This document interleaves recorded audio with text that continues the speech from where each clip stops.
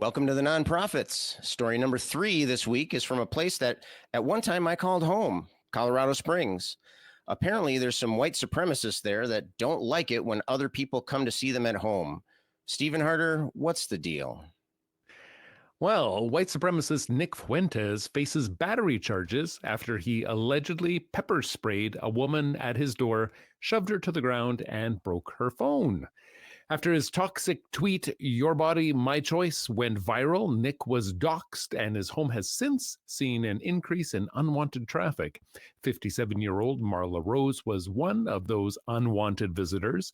Reports suggest that when she reached for the doorbell with the intention of filming their interaction, Nick opened the door, grabbed her arm, pepper sprayed her. Nick responded, and police responded, and Nick was arrested and released on the same day. The story comes to us from Colorado Springs Gazette by Rose O'Keefe, Washington Examiner on December 8th, 2024. So, Stephen, I mean, when I read this article, it was clear that it was very preliminary, right? It's they made an arrest, he was released, and that was kind of it, and they haven't really followed up on it. But do you have any thoughts on how this is going to look a few months down the line? Do you think it was just an attention grab headline, or do you think there's more to it? What's gonna happen as a result of this? Yeah. Like one thing Nick mentioned is that he said in an official release that he is since being doxxed, he is now in fear of his life. And there's a part of me that can almost feel sorry for him.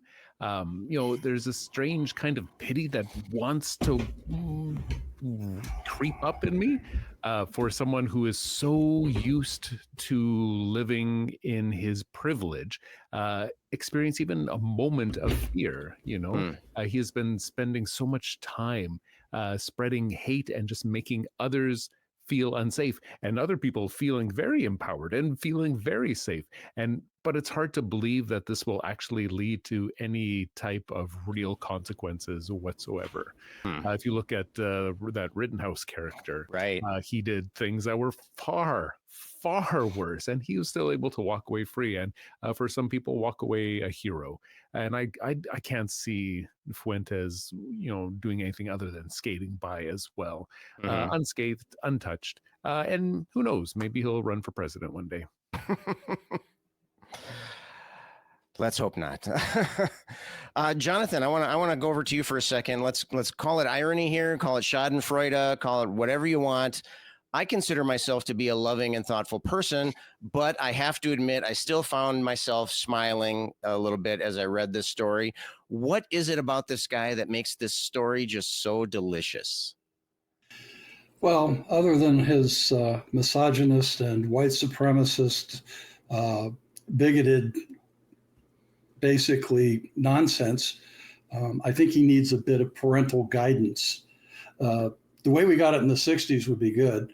Wait, did I say that?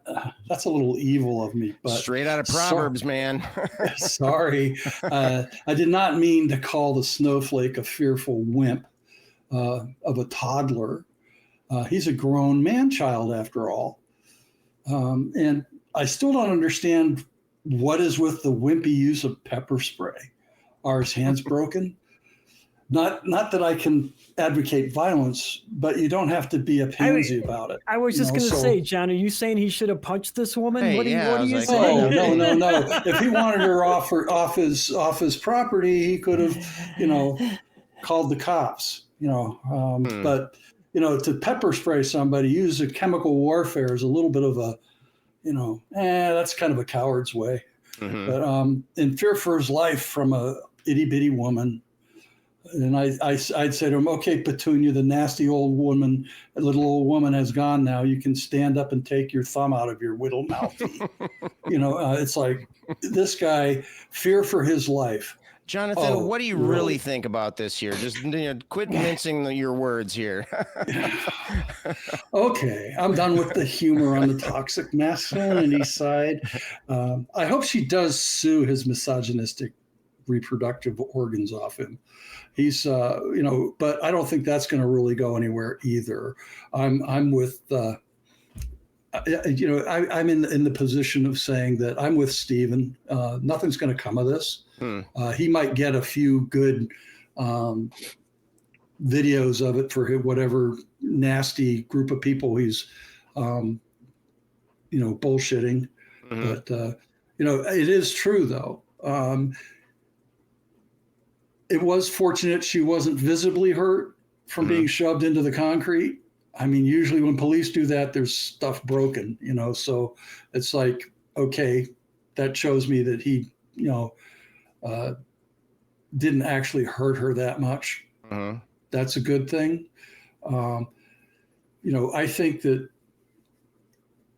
if he's so afeared he is of the people he deliberately baits online, I'm sorry, but my bleeding heart liberal side is not bleeding for such a weak, morally bankrupt person. So that is my true opinion. He's just weak and morally bankrupt. That's all right. it is. You probably won't get a ton of argument here, unless it comes from Kelly, who I'm going to go to next. So Jonathan was talking about how he's in fear for his life. Do you think that his response was appropriate, or do you think maybe he was bringing some of this on himself? Do you think maybe, in the back of your mind, at least, you think maybe he kind of deserves it a little bit, or what do you think?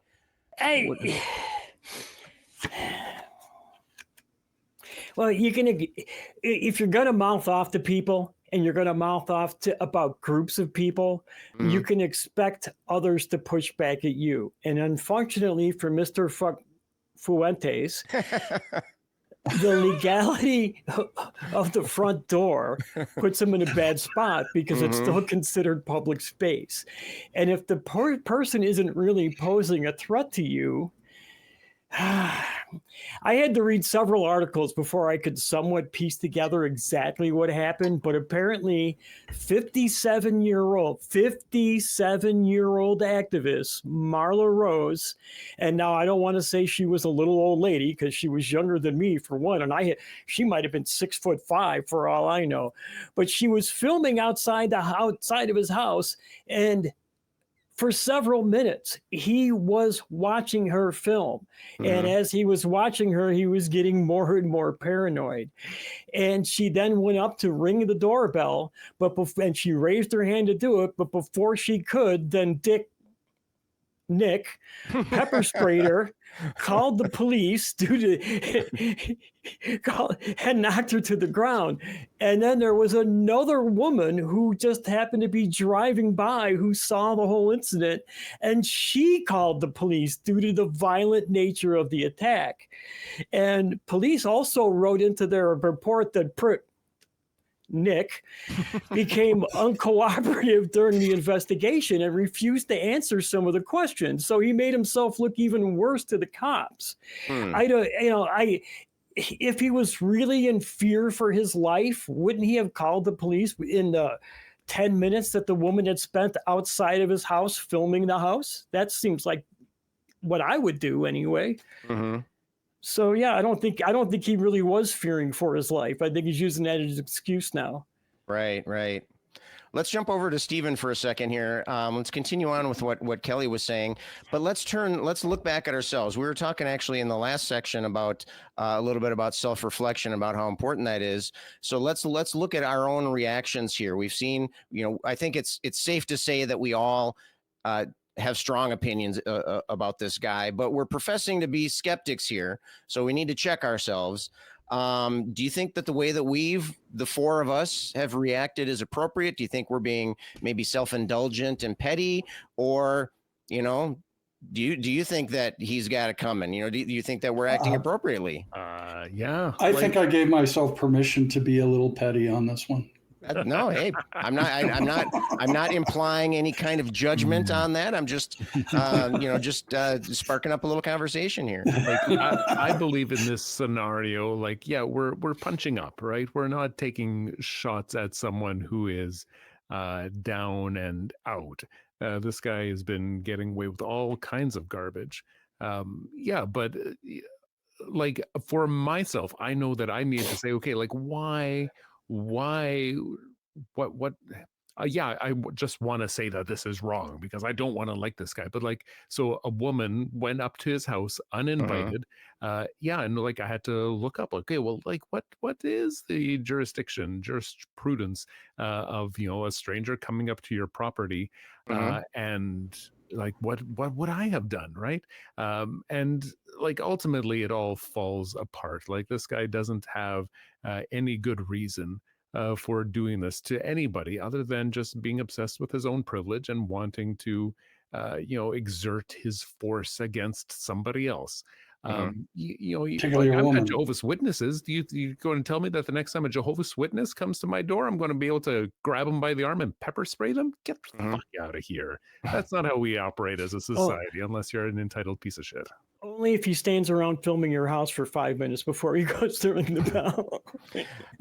So the feeling that I'm get is that criticism is justified here. Is that kind of what you're saying there? Is that, we I mean, it's not like we're going to his house and beating him up or anything like that. We're talking about him on a YouTube show, right? And so that you seem that that's an appropriate response. Do you think we're doing?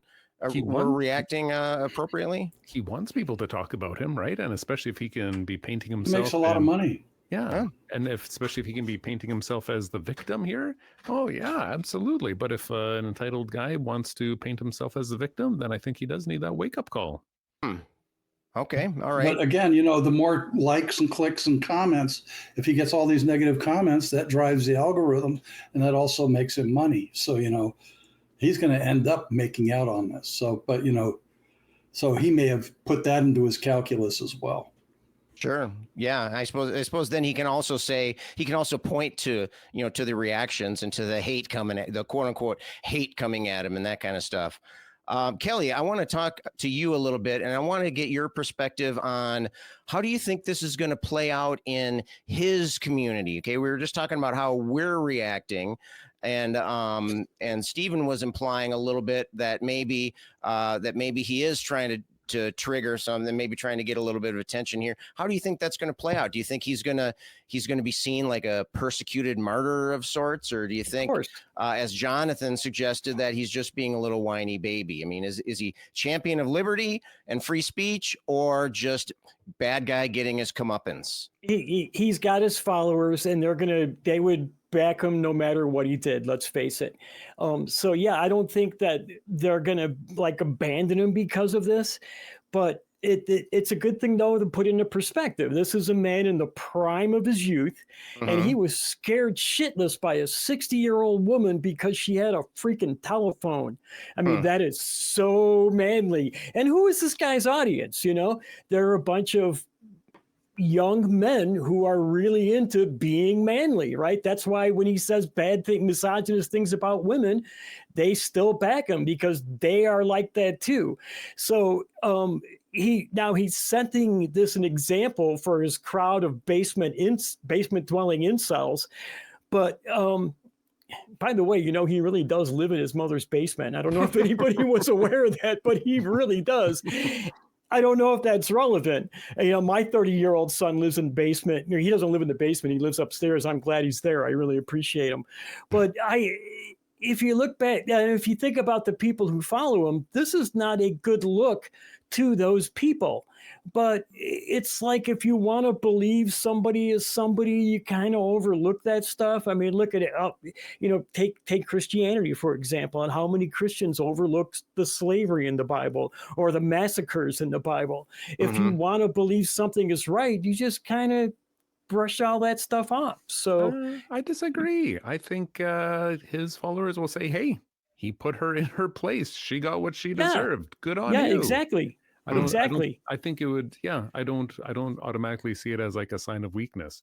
I think that, finally. I see it as a sign of weakness. Yeah, I see it as a sign of weakness. I don't think his followers will, though. So you think the dude bros will be, chanting Fuentes, and boy, he taught her a lesson. Yeah, he put that woman in her place. Damn it. Yeah. What's it? Fuck around, find out, right? Is that what we're talking about here? Yep. All right, Jonathan, I wanted to ask you one last thing here. There was a touch way at the bottom of the article was a mention about Fuentes' interaction with a certain, let's say, prominent recent candidate for office, even though that person denies knowing who Nick Fuentes is. Do you think that reference was relevant to the story, or why do you think is that worth mentioning here, or are we just distracting? Oh, did we lose, or is Jonathan muted? I'm muted. Oh, okay. That's my first Johnny P of the evening. All right, good. We got that one out of the way. Good. But I think he's. I don't think it's relevant who he knows or who he associates with necessarily. Specifically, if it doesn't have to do with this particular instance, all it does is say something about the people involved. Not, we already know he's a POS, right? Uh-huh. So the people he associates with, of course, kind of have to worry about their own reputations at that point. But is it relevant to our discussion of this particular POS?